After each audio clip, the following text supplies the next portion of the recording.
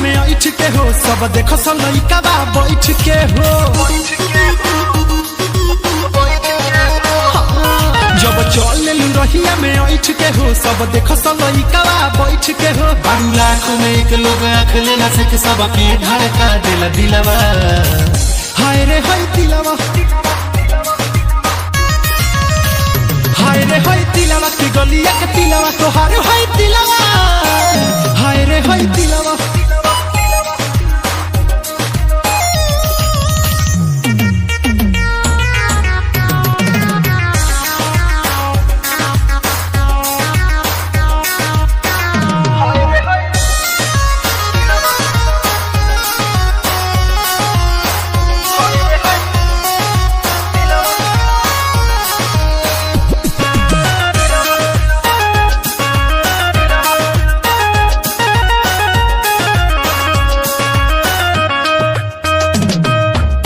देहिया पर चढ़ल जैसे सोनवा के पानी, हीरा मोती लेखा तोहार झलके जवानी।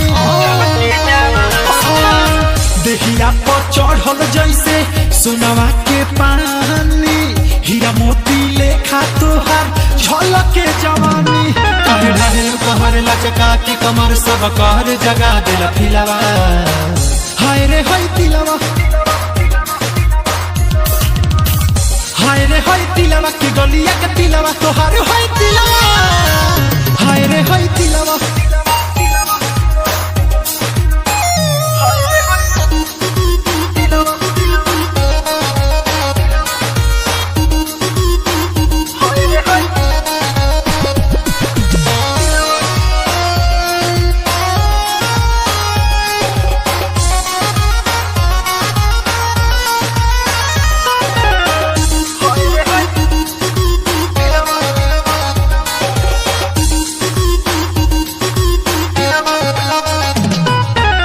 हंस के उठावेलू अखिया से पपहनी, छोटे राजकुमार संदीप के बना देलू जखमी।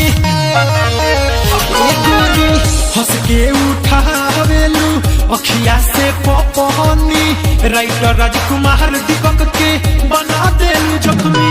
दूर तहरो का जल हो बनावेला पागल देखी हिलेला गोपाल गज जिलवा। हाय रे हाय दिलवा,